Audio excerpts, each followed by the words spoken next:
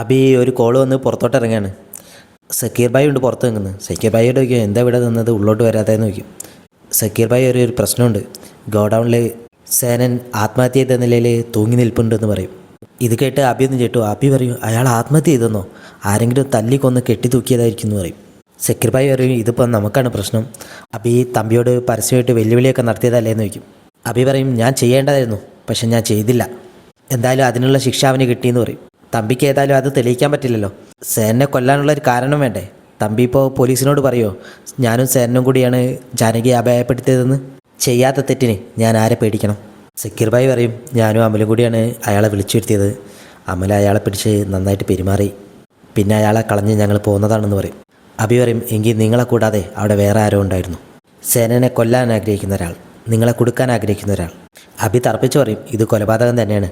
അബിക്ക് ഇന്ദ്രചേട്ട call വരാണ്. അബിയോട് ഒന്ന് കാണാൻ പറ്റുമെന്ന് ചോദിക്കും. അബി പറയും, നിങ്ങളിതുവരെ ആ വട്ടനെ കൊണ്ട് തിരിച്ചു പോയില്ലേ, ഇനി അവൻ അങ്ങനെ എൻ്റെ കൺമുന്നിൽ വന്ന പോലെ അവൻ തിരിച്ചു പോയില്ല എന്ന് പറയും. ഇന്ദ്രജ പറയും, നകുലനെ അങ്ങനെ മറക്കാൻ പറ്റാത്തൊരു പാസ്റ്റ് ഉണ്ട്, അതുകൊണ്ടാണ് അവൻ അങ്ങനെയൊക്കെ വന്നതെന്ന്. അബി പറയും, ജാനകിയുടെ എല്ലാ കഥകളും എനിക്കറിയാം. അവിടെ അവൾ ജോയിൻ ചെയ്തത് മുതൽ നിശ്ചയം വരെയുള്ള എല്ലാ കഥകളും അവൾ എന്നോട് പറഞ്ഞിട്ടുണ്ട്. എനിക്കെൻ്റെ ഭാര്യയെ സംശയമില്ല. അബി ഇങ്ങനെ ഓരോന്ന് പറയും, എന്തിനാ ഇങ്ങനെ നിങ്ങൾ ഇതിനായിട്ട് നിൽക്കുന്നത്? ഇവിടുത്തെ ടോപ്പ് കമ്പനി എടുത്താൽ അതിൽ മുന്നിട്ട് നിൽക്കുന്നവരാണ് നിങ്ങൾ. ഇന്ദ്രജ പറയും, നിങ്ങളെ കൂടപ്പുറപ്പിനെ സ്നേഹിക്കുന്ന പോലെ ഞാനും അവനെ സ്നേഹിച്ചു പോയി.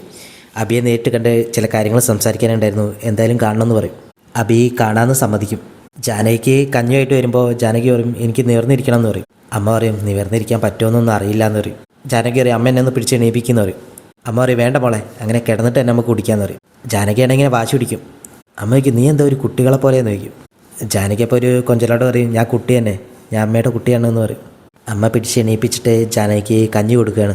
ജാനകി പറയും, ഞാൻ എൻ്റെ പൊന്നുവിന് ചോറ് കൊടുക്കുമ്പോഴൊക്കെ ഞാൻ എൻ്റെ ചെറുപ്പ് ഓർത്തു പോകും. ജാനകി പറയും, എനിക്ക് അമ്മയുടെ കൈ പിടിച്ച് നടക്കണം എന്നൊക്കെ പറയുമ്പോൾ അമ്മ പറയും, പിന്നെ ഒരു അനുസരണക്കേട് കാണിച്ചാൽ അടിയുള്ളൂ എന്ന് പറയും. ആ സമയത്ത് ഡോക്ടർ അങ്ങോട്ട് വരികയാണ്. ഡോക്ടർ പറയും, ഇങ്ങനെ ഇരിക്കാനൊന്നും ആയിട്ടില്ല കേട്ടോ, മെഡിസിൻ കഴിച്ചിട്ട് കിടക്കണം എന്ന് പറയും. ഡോക്ടർ പോയി കഴിയുമ്പോൾ അമ്മ പിന്നെയും കഞ്ഞി കൊടുക്കും. ഇന്ദ്രജ അബിയെ കണ്ട് സംസാരിക്കാം. നകുലൻ ഹോസ്പിറ്റലിൽ വന്നെന്നല്ലാതെ ജാനകിയെ കാണാൻ പോലും നിന്നിട്ടില്ലെന്ന് പറയും. അതുപോലെ തന്നെ നകുലൻ ഒന്നും ഇല്ലാതാക്കില്ല, സ്നേഹിച്ചതൊക്കെ ഒരു ഷോക്കേസിൽ സൂക്ഷിക്കുന്ന പോലെ സൂക്ഷിക്കാനാണ് അവനിഷ്ടം. അബി അന്ന് നകുലനെ ഭീഷണിപ്പെടുത്തിയതിന് കൊല്ലുന്ന വരെ ഒരു അർത്ഥം ഉണ്ടായിരുന്നു.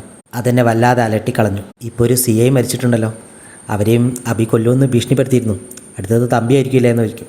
തമ്പി പറയും, ഇന്ദ്രജ എല്ലാം അറിയുന്നുണ്ടല്ലോ, ഞാൻ തന്നെ ചെയ്യണമെന്ന് നിർബന്ധമില്ലല്ലോ, ഇതുപോലെ എന്നോട് ദേഷ്യമുള്ള ആർക്കും ചെയ്യാലോ.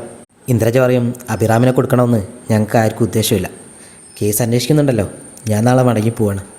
ബിസിനസ്സുമായി ബന്ധപ്പെട്ട് നകുലൻ ഇവിടെ ഉണ്ടാവും. അബിക്ക് ബുദ്ധിമുട്ടുണ്ടാക്കുന്ന ഒന്നും നകുലൻ ചെയ്യില്ല. എന്തെങ്കിലും തെറ്റിദ്ധാരണ അഭിറാമിനുണ്ടായ ദയവേത് എന്നെ അറിയിക്കണം. ഞങ്ങൾക്കുള്ള ആകെ ഒരു അനന്തരാവകാശി അവനാ. ഒരു മുഴം കയറിൽ അവൻ തൂങ്ങിയാടുന്നത് ഞങ്ങൾക്ക് സങ്കല്പിക്കാൻ പോലും കഴിയാത്ത കാര്യമാണ്.